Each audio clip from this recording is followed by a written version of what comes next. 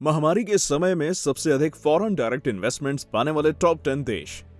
Top 10 countries who grabbed most foreign direct investments. दोस्तों, वैसे तो कोरोना के समय लाखों बाजारें ठप हो गई और बड़े बड़े मार्केट्स कोलैप्स कर गए, लेकिन इन्वेस्टर्स ने तब भी कई देशों में अपने पैसे लगाए। आप पूछेंगे क्यों? ऐसा इसलिए क्योंकि उन्हें इन देशों के मार्केट में बिजनेस एक्सपैंड करने का काफी स्कोप नजर आता है। टाइटल पढ़कर तो आप इतना समझ ही चुके होंगे कि हम यहाँ लोकल इन्वेस्टमेंट्स की नहीं बल्कि विदेशी निवेश की बात कर रहे हैं। तो क्या आप जानना नहीं चाहेंगे कौन से वो देश हैं जो कि इन्वेस्टर्स को बहुत अधिक भाते हैं? दुनिया के टॉप 10 सबसे अधिक फॉरेन डायरेक्ट इन्वेस्टमेंट्स पाने वाले देशों के बारे में जानने के लिए बने रहिए हमारे साथ इस वीडियो में। Number 10, Sweden. स्वीडन दुनिया के सबसे बड़े फॉरेन इन्वेस्टमेंट्स वाली कंट्रीज की लिस्ट में 10वें स्थान पर आता है। UNCTAD की इन्वेस्टमेंट रिपोर्ट के अकॉर्डिंग साल 2020 में कोरोना महामारी के बावजूद देश में FDI के इनफ्लोस करीब 158% तक बढ़े हैं। लक्समबर्ग, स्विट्जरलैंड और UK जैसे कुछ प्रमुख देश हैं जिन्होंने स्वीडन में $1 बिलियन इन्वेस्टमेंट्स की हैं। स्वीडन में किए गए इस भारी इन्वेस्टमेंट के पीछे वहां की कुशल workforce, high per capita purchasing power, उनकी साइंटिफिक अप्रोच और लीगल एवं टैक्स में दी जाने वाली छूट है, जिसके चलते स्वीडन हमेशा से इन्वेस्टर्स की पसंद रहा है। महामारी के वक्त जब पूरी दुनिया रोग से ग्रसित थी, तब भी स्वीडन ने अपनी उत्तम कार्यशैली को बरकरार रखा। इसके अलावा high potential of the domestic market, ease of doing business और डाइवर्सिफाइड इकोनॉमी के चलते भी कई फॉरेन इन्वेस्टर्स को स्वीडन आकर्षित करता आया है। लेकिन जैसा कि हम सब जानते हैं कि एडवांटेजेस के साथ कुछ कमियां भी होती हैं, जिसे इन्वेस्टर्स नजरअंदाज नहीं कर सकते। High labour costs, tensions in the housing market और एक कड़ा कानून लेबर जैसी कुछ खामियां भी हैं जो कि इन्वेस्टर्स को मैनेज करनी पड़ती है। Number 9, Mexico. मेक्सिको हमेशा से ही फॉरेन इन्वेस्टर्स की पसंद रहा है। 2019 के रिसेशन और 2020 में आई खतरनाक कोरोना महामारी के बावजूद 9वें नंबर पर अपना स्थान बना पाना बेहद सराहनीय है। हालांकि UNCTAD की रिपोर्ट के मुताबिक मेक्सिको में फॉरेन इन्वेस्टमेंट्स 15% तक कम हुआ है, जिसका मुख्य दोष सरकार की अनिश्चित इकोनॉमिक एजेंडा को जाता है। यूनाइटेड स्टेट्स, स्पेन, कनाडा और जर्मनी जैसे देश यहाँ के बड़े इन्वेस्टर्स माने जाते हैं। Automobile manufacturing, financial and insurance services, retail and wholesale trade जैसे कुछ सेक्टर्स के दम पर आज मेक्सिको ने यह कामयाबी पाई है। इन सब के अलावा यहाँ टूरिज्म इंडस्ट्री भी बहुत तेजी से ग्रो कर रही है, पर निराशाजनक बात यह है कि यहाँ क्राइम्स दिन प्रतिदिन बढ़ते जा रहे हैं। साथ ही कई सालों से एनर्जी सेक्टर और टैक्स रेगुलेशंस के रिफॉर्म्स पर काम नहीं किया गया है, जिसकी वजह से आने वाले समय में मेक्सिको अपनी पोजीशन खो सकता है। Number 8, Ireland.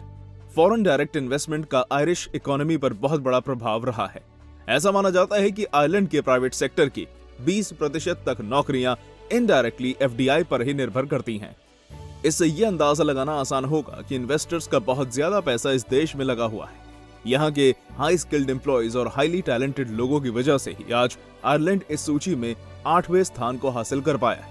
इस देश ने टेक्नोलॉजी, रिसर्च, इंफ्रास्ट्रक्चर एवं एक डेवलप्ड इकोसिस्टम को ग्रो करने में काफी मेहनत की है, जिसका नतीजा है कि फॉरेन इन्वेस्टर्स को आज ये देश अट्रैक्ट करने में सफल हो पाया है।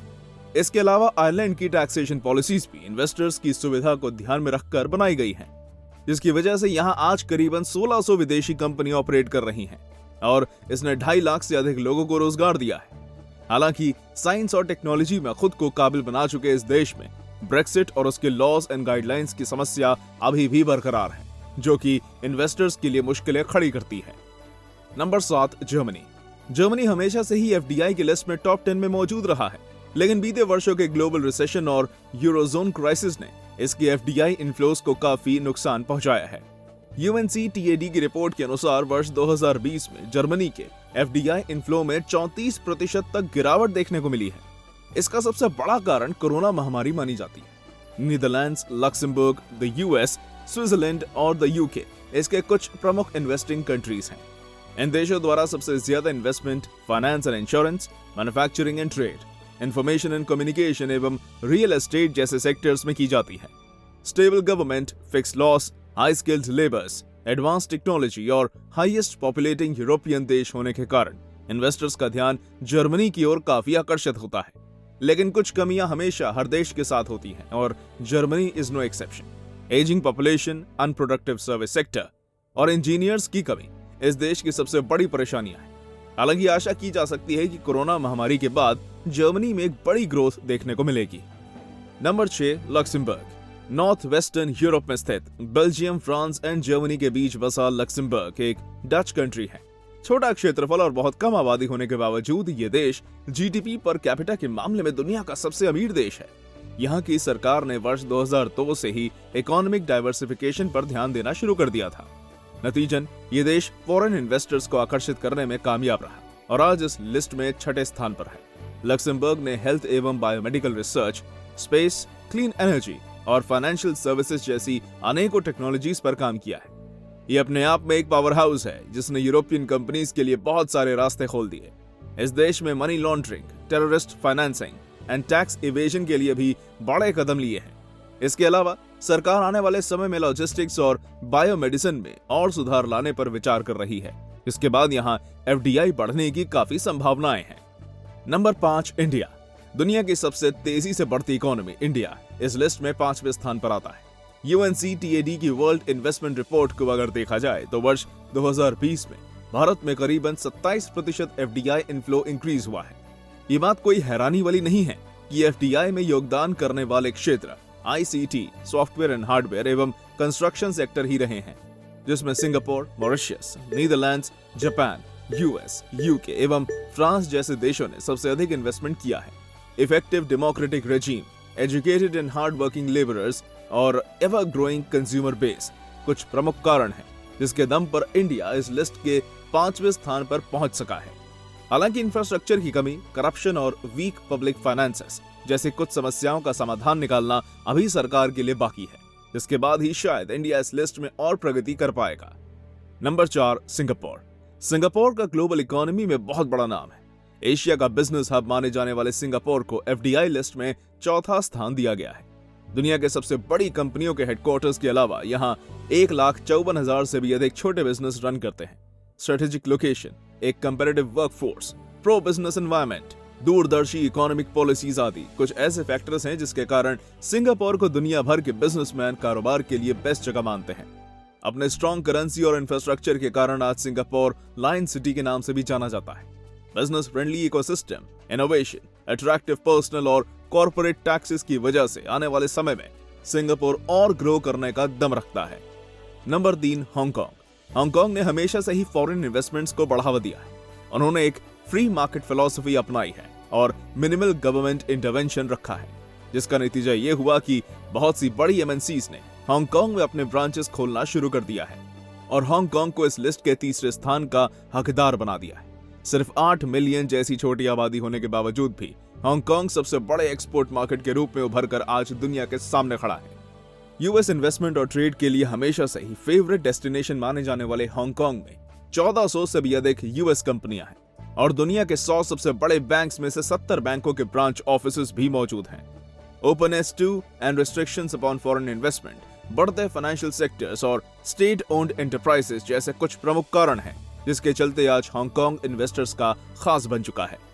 Number 2, China.